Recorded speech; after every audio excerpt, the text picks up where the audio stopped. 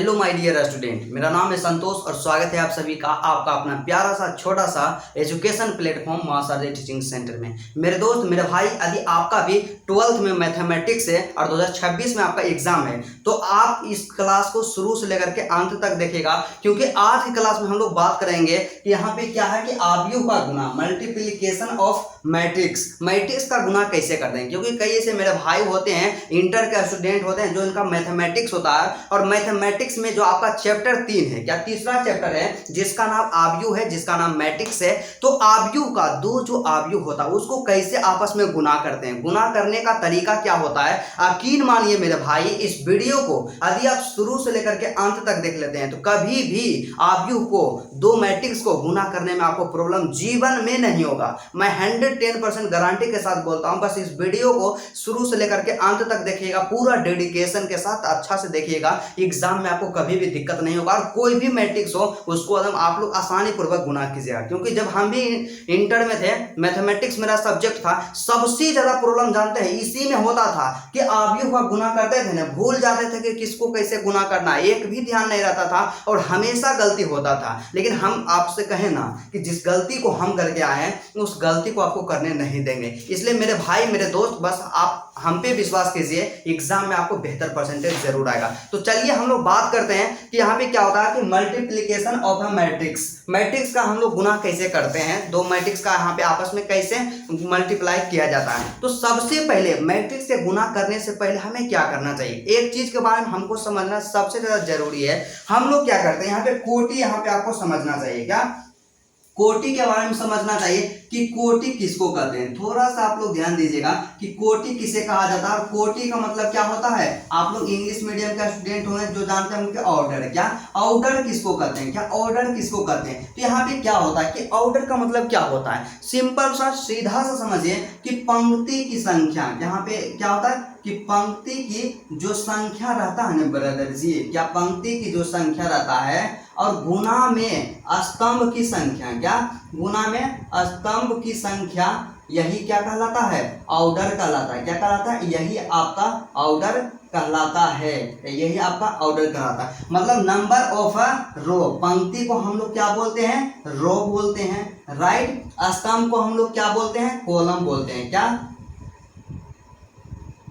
Column बोलते हैं। तो आपका स्पेलिंग में थोड़ा सा आप लोग देख लीजिएगा। तो आपका क्या होता है, पंक्ति की संख्या गुने स्तंभ की संख्या, यहाँ पे क्या कहलाता है, आपका कोटि कहलाता है। कोटि के बारे में हम आपको इसलिए यहाँ पे बता रहे हैं क्योंकि जब तक आपको कोटि यहाँ पे ज्ञात नहीं होगा, कोटि पता नहीं रहेगा, तब तक आप बेहतर तरीका से गुना कैसे कर सकते हैं। तो आपको शुरू से हम समझाएंगे, इस काम को हम नहीं कहेंगे कि आप पहले पढ़ चुके होंगे कि या आप 11th क्लास में पढ़ चुके होंगे कि आव्यूह का कोटि किसे कहा जाता है, ऑर्डर ऑफ मैट्रिक्स किसे कहते हैं। ये सब हम काम नहीं आपको करने के लिए कहेंगे। आप सीधा सा जो चीज हम सिखाएंगे ना ब्रदर, आपको एक्यूरेट सिखाएंगे, कुछ भी अलग से आपको नहीं बताएंगे, ठीक है।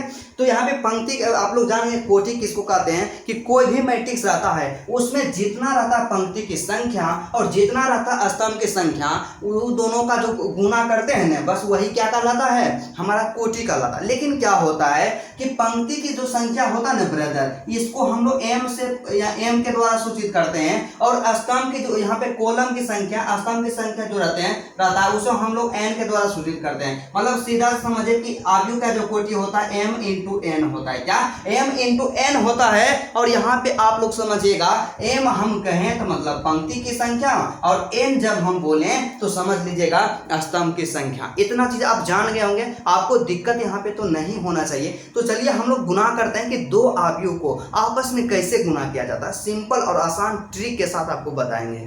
यहाँ पे हम एक एग्जाम्पल लिए हैं, हमारे पास दो गो मैट्रिक्स दिया गया है, क्या दो गो मैट्रिक्स दिया गया है। इसको आप लोग मान लीजिए कि यहाँ पे आव्यूह ए है, मैट्रिक्स ए है, और इसको आप लोग मान लीजिए कि मैट्रिक्स यहाँ पे आपका बी है। मैट्रिक्स ए जो है ब्रदर, इसमें क्या होता है कि सबसे पहले आपको जानते हैं कोटि के बारे में हम सिखाएं तो इसका कोटि आप ज्ञात कीजिए कि कितना कोटि का यहाँ पे आव्यूह दिया गया है। और मैट्रिक्स बी जो आपका है, मैट्रिक्स बी, इसका कोटि क्या है, दोनों का कोटि निकालिएगा। एग्जाम में ऑब्जेक्टिव क्वेश्चन भी यहाँ से पूछ लिया जाएगा और 100% हम मैथमेटिक्स का तैयारी करवा रहे हैं और क्लास 12 जो एनसीईआरटी है ना एक एक प्रश्नावली का सॉल्यूशन करवाते हैं। तो आप लोग वीडियो को नहीं देखें तो डिस्क्रिप्शन में लिंक है, हमसे जुड़ जाइए। चैनल को सब्सक्राइब नहीं किए हैं तो चैनल को सब्सक्राइब कर दीजिए। आपको मैथमेटिक्स में 2026 में 100 में से 100 अंक लाने से कोई नहीं रोक सकता है। तो यहाँ पे सीधा सा है कि दोनों का सबसे पहले कोटि निकालिए, इसका एक कंडीशन है इसलिए हम बोल रहे हैं। तो कोटि निकालने का सिंपल सा तरीका क्या होता है कि पंक्ति की संख्या और गुने में स्तंभ की संख्या, इतना ही चीज ना ब्रदर जी, इतना ही भैया, इतना ही हमें करना है। ठीक है, तो पंक्ति का संख्या क्या होगा, तो पंक्ति जो रहेगा ना दोस्त इस डायरेक्शन में जो रहेगा ना उसको हम पंक्ति बोलेंगे, या उसको हम पंक्ति बोलेंगे। और यहाँ पे सीधा देखिए साफ सुथरा हम आपको समझाते हैं कि इस तरह से जो रहेगा उसको हम पंक्ति बोलेंगे। क्या उसको हम पंक्ति बोलेंगे, इसको हम क्या कहेंगे, पंक्ति कहेंगे। और इंग्लिश मीडियम के मेरा भाई होंगे और वे लोग आप समझ लीजिएगा इसको रो बोलेंगे। और वही बात कर देते हैं स्तंभ के बारे में, तो इस डायरेक्शन में जो लिखा हुआ रहेगा ना इसको हम लोग क्या बोलते हैं, कॉलम। क्या इसको कॉलम बोलते हैं, मतलब स्तंभ बोलते हैं, स्तंभ बोलते हैं। जानते हैं हम इंटर में थे ना, यहाँ तक हमको इसमें भी कंफ्यूजन हो जाता था कि पंक्ति कैसे बोलेंगे, किसको बोलेंगे और स्तंभ किसको बोलेंगे। यहाँ पे दिक्कत नहीं ना होगा ऐसी। तो पंक्ति की संख्या इसमें कितना है, देखिए एक पंक्ति और दो पंक्ति। इस डायरेक्शन में ये जो डायरेक्शन है इसमें क्या है, एक गो पंक्ति हो गया, दो गो पंक्ति हो गया। तो पंक्ति की संख्या 2 तो गुने 2 कर देंगे। स्तंभ की संख्या मतलब क्या बोलेंगे, इस डायरेक्शन में जो है वो जितना है उतना। तो देखिए एक स्तंभ, 2 स्तंभ, 3 स्तंभ। क्या यहाँ से हो गया स्तंभ 1, यहाँ से हो गया स्तंभ 2 और यहाँ से हो गया स्तंभ 3 हो गया। इतना चीज आप जान गए। इसको थोड़ा सा मिटा देते हैं ताकि आपका कचरा यहाँ पे देखने नहीं लगे। मतलब 3 को आपका स्तंभ है, इसका जो कोटि हो गया ना ब्रदर जी, इसका कोटि क्या हो गया, 2 गुने 3 हो गया। क्या 2 गुने 3 हो गया। इससे हमें पता चलता है कि जो आव्यूह है इसमें 2 गो पंक्ति है और लास्ट वाला स्तंभ रहता है, तो मतलब 3 गो स्तंभ है। बस इसी तरह से इसका हमें क्या करना है, यहाँ पे कोटि निकालना है। कोटि निकालने का मतलब सबसे पहले हम लोग पंक्ति की संख्या लिखेंगे। ये नहीं करेंगे, ये ऐसा काम नहीं कर देंगे कि सबसे पहले स्तंभ की संख्या लिख देते हैं और बाद में कोटि की संख्या लिखेंगे। इसमें कोई प्रॉब्लम थोड़ा होगा, बहुत प्रॉब्लम होगा मेरे भाई, गलती हो जाएगा। आपको क्या करना है, सबसे पहले आपको पंक्ति की संख्या निकालना है। तो पंक्ति की संख्या का सिंपल है ब्रदर, इस डायरेक्शन में जितना है। तो एक पंक्ति हो गया, 2 पंक्ति हो गया और 3 पंक्ति हो गया। क्या 3 पंक्ति आपका हो गया, यहाँ पे 3 और गुना कर दीजिएगा। स्तंभ की संख्या तो इस डायरेक्शन में जो है देखिए 1 स्तंभ, 2 स्तंभ, 3 स्तंभ, 3 स्तंभ हो गया। यहाँ पे क्या कर दीजिएगा 3, मतलब इसका कोटि क्या आ गया, 3 × 3 आ गया। अब आप लोग यहाँ बोलिएगा कि भैया आप इतना का हल बता रहे हैं, बताना क्या जरूरी है। आप तो बोले थे जी कि गुना हम बताएंगे कि 2 आव्यूह का गुना कैसे किया जाता है, लेकिन यह कोटि बता रहे हैं। तो ब्रदर जानते हैं, पैसेंस रखिए ना जी, बता रहे हैं इसका मतलब क्या है कि फालतू थोड़ा बता रहे हैं। कि इसका मतलब यही है, इसका यूज यही है ब्रदर जी, आप लोग बुरा नहीं मानिएगा, सीधा सा यही है। देखिए आपको एक चीज हम समझाना चाहते हैं कि 2 आव्यूह को तभी हम गुना कर सकते हैं जब उसका क्या होता है कि पहला जो आव्यूह रहेगा ना मेरे भाई, उसका पंक्ति के संख्या और दूसरा पहला आव्यूह का, यहाँ पे थोड़ा सा मिस्टेक हो गया है कि पहला आव्यूह का स्तंभ के संख्या और दूसरा आव्यूह के पंक्ति के संख्या दोनों आपस में बराबर रहे, तभी एक दोनों को एक दूसरे से गुना कर सकते हैं। ये इसका कंडीशन होता है। आज कर लीजिएगा, नोट करके लिख लीजिएगा कि पहला जो आपका आव्यूह रहेगा उसमें स्तंभ की संख्या और दूसरा जो आपका आव्यूह रहेगा उसमें पंक्ति की संख्या दोनों आपस में बराबर रहेगा, तभी दोनों को गुना कर सकते हैं। ये कंडीशन है, नियम है, रूल है, इसको लिख लीजिए। ठीक है, तो चलिए सबसे पहले इसमें हम देखते हैं कि देखिए पहला एगो आपका पहला आव्यूह है, इसमें स्तंभ की संख्या क्या है, 3 है। ठीक है, उसके बाद दूसरा जो आव्यूह है, तो दूसरा आव्यूह में क्या बोले, पहला आव्यूह में स्तंभ और दूसरा आव्यूह में पंक्ति। तो पहले दूसरा आव्यूह में पंक्ति क्या है, 3 है। क्या 3, तो देखिए 3 और 3 दोनों आपस में बराबर हो गया। मतलब इसका मतलब सीधा सा है कि ये जो मैट्रिक्स है ना ब्रदर जी, ये दोनों को आपस में गुना कर सकते हैं। क्या गुना कर सकते हैं, सबसे पहला नियम हो गया। ठीक है, उसके बाद दूसरा नियम नोट कीजिएगा माय डियर स्टूडेंट, स्टूडेंट नहीं आप लोग भाई समझ लीजिएगा, मजाक मजाक में बोल देते हैं स्टूडेंट। तो दूसरा नियम आपका क्या होता है कि जब भी आप गुना कीजिएगा ना भाई, क्या जब भी आप गुना कीजिएगा तो सबसे पहले देखिए आपका रहेगा 2 आव्यूह रहेगा, क्या दो गो आव्यूह रहेगा, तो दो आव्यूह रहेगा ना ब्रदर जी। एक पहला आव्यूह यहाँ पे समझ लीजिए और यहाँ पे दूसरा आव्यूह समझ लीजिए। अब गुना आपको कैसे करना है, गुना करने का तरीका क्या होता है, आपको काम क्या करना होगा कि पहला आव्यूह में आप लोग पंक्ति को लीजिएगा, जिसको हम लोग क्या कहते हैं, रो कहते हैं, क्या रो कहते हैं। और दूसरा का आव्यूह में स्तंभ को लीजिएगा, क्या दूसरा का आव्यूह में स्तंभ को लीजिएगा। आपको काम क्या करना होगा कि दो गो आव्यूह लेना है, तो पहला जो आव्यूह रहेगा ना ब्रदर जी, उसमें पंक्ति को लेकर के चलना है और दूसरा का आव्यूह में आपको स्तंभ लेकर के चलना। इस चीज को आप लोग याद रख लीजिएगा, इस चीज को आपको याद रखिएगा कि गुना आपको कब करना है कि पहला आव्यूह के पंक्ति को लीजिएगा और दूसरा का आव्यूह को स्तंभ के साथ गुना कीजिएगा। यही आपका प्रोसेस होने वाला, बस आपको यही काम करना होगा, ठीक है। अब देखिए गुना कैसे करना है, ये सब चीज को थोड़ा सा यहाँ पे मिटा देते हैं और मेन पॉइंट की ओर हम लोग चलते हैं, जिसे कि हमें बताना है, सिखाना है, ठीक है। तो चलिए सबसे पहले क्या होता है ब्रदर जी, अब ये दोनों को गुना करना है, तो गुना करने का तरीका क्या होता है, बिल्कुल ईजी है, बिल्कुल आसान है। आप लोग क्या कीजिएगा, हम क्या बताएं कि पहला आव्यूह में आप लोग पंक्ति को ले लीजिएगा और दूसरा का आव्यूह में आप लोग स्तंभ को ले लीजिएगा, क्या स्तंभ को ले लीजिएगा। अब आपको गुना कैसे करना होगा, ये पहला आव्यूह का जो पंक्ति है, दूसरा का आव्यूह का जो स्तंभ है, दोनों को हम लोग अलग अलग करके लिखते हैं, क्या दोनों को अलग अलग करके लिखते हैं, आपको समझाते हैं। तो देखिए सबसे पहला क्या होता है कि पहला आव्यूह का पंक्ति लिखते हैं, यहाँ पे क्या हो गया 4 हो गया, 5 हो गया, 6 हो गया, ठीक है। और दूसरा का आव्यूह का स्तंभ क्या हो गया, 2 हो गया, 4 हो गया, 5 हो गया। बहुत ही बेहतरीन तरीका है, आपको हम सिखा देंगे, बस एक आप इतना सीख लीजिएगा, इतना स्पीड में आप बनाइएगा ना, इसका कोई जवाब नहीं रहेगा, ठीक है। तो हम क्या किए हैं कि आपका जो होता है कि पहला आव्यूह का पहला पंक्ति ले लिए हैं और ऐसा हम बोले हैं, और दूसरा आव्यूह का पहला स्तंभ ले लिए हैं, ठीक है। तो इन दोनों को सबसे पहले गुना करेंगे मेरे भाई। तो गुना करने का तरीका क्या होता है, देखिए इसको इंडिविजुअल गुना करना है। कैसे गुना करना है भाई, तो देखिए सबसे पहले ये पहला अवयव जो है ना, पहला अवयव को पहला यहाँ पे संख्या के साथ गुना करेंगे, पहला संख्या को पहला संख्या के साथ गुना करेंगे, दूसरा संख्या को दूसरा संख्या के साथ गुना करेंगे और तीसरा संख्या को तीसरा संख्या के साथ गुना करेंगे। इसी तरह से हम लोग गुना करते जाएंगे। बिल्कुल कितना आसान है, देखिए एकदम बिल्कुल आसान है। और इस चीज को आप एक बार समझ गए, पूरा झटका में इसको उड़ा दीजिएगा, जीवन में कभी दिक्कत नहीं होगा, क्योंकि पढ़ना वैसे है जैसे कि आप किसी को पढ़ा दीजिएगा, ठीक है। यही टारगेट आपका होना चाहिए, बस इसी डायरेक्शन में गुना कीजिएगा। और गुना कीजिएगा, जानते हैं इसको गुना करके कैसे लिखिएगा, जैसे 4 गुना 2 कीजिएगा, यहाँ पे क्या हो जाएगा 8 हो जाएगा और 8 प्लस दे दीजिएगा, ठीक है। 5 गुना 4 कीजिएगा तो 20 होगा, फिर प्लस दीजिएगा, मतलब गुना करके जोड़ दीजिएगा। और 6 गुना 5 कीजिएगा, यहाँ पे 30 होगा ब्रदर जी, यहाँ पे 30 कर दीजिएगा। बस इसी तरह से आपको काम करते जाना है, ऐसे ही काम करते जाना है, ठीक है। बिल्कुल आसान है, बिल्कुल इजी है। बस इसी तरह से हम लोग क्या करेंगे, आव्यूह में गुना कर देंगे। तो आपको काम क्या करना है, देखिए पहला पंक्ति लिए पहला स्तंभ, तो 2 को गुना करेंगे, 4 को गुना करेंगे 2 के साथ, यहाँ से हम लोग बराबर का सिंबल देंगे और यहाँ से देखिए जादू यहाँ पे स्टार्ट हो जाएगा।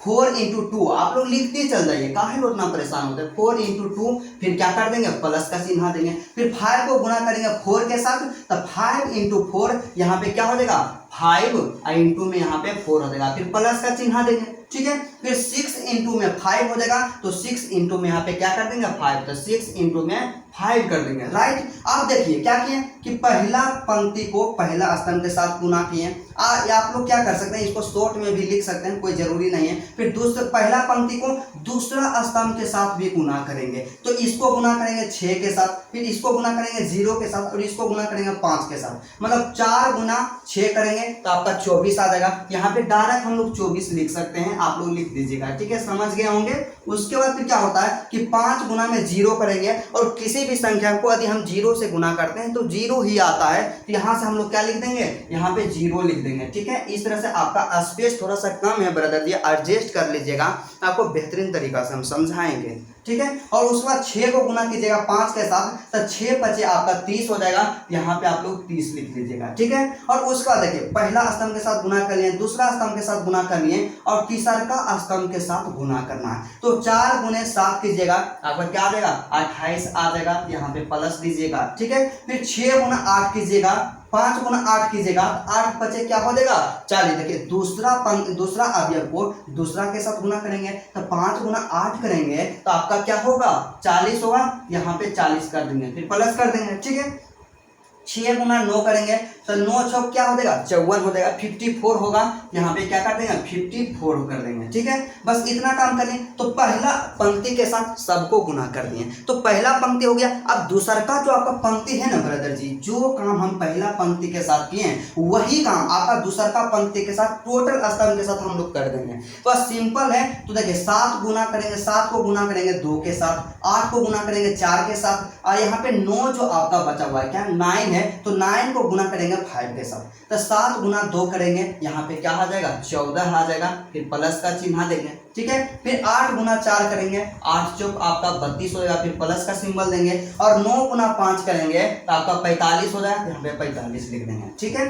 उसके बाद क्या करेंगे, पहला स्तंभ में 7 गुना किए, अब दूसरा का स्तंभ में जाएंगे तो 4 गुना यहाँ पे 6 करेंगे, तो यहाँ पे 7 गुना 6 करेंगे तो 7 गुना 6 मतलब 7 इंटू 6 करेंगे, यहाँ पे क्या आ जाएगा 42 आपका आएगा, फिर प्लस का सिंबल दे देंगे, ठीक है। फिर 8 इंटू 0 करेंगे, दूसरा काम जा रहे हैं तो 0 को किसी भी संख्या से जब हम गुना करते हैं तो 0 होता है, तो बिल्कुल यहाँ पे क्या कर देंगे 0 लिख देंगे, फिर प्लस का सिंबल हो जाएगा। और फिर 9 जो है ना ब्रदर जी, 9 इंटू क्या करेंगे 5 करेंगे तो 9 बच्चे क्या होता है 45 होता है, तो यहाँ पे 45 लिख देंगे, ठीक है। और उसके बाद तीसरा जो आपका स्तंभ बच गया तो तीसरा स्तंभ के साथ गुना करेंगे तो 7 गुने 7 करेंगे तो 7 सत्ते 49 आपका होता है, तो यहाँ पे 49 हो जाएगा, फिर प्लस का चिन्ह देंगे।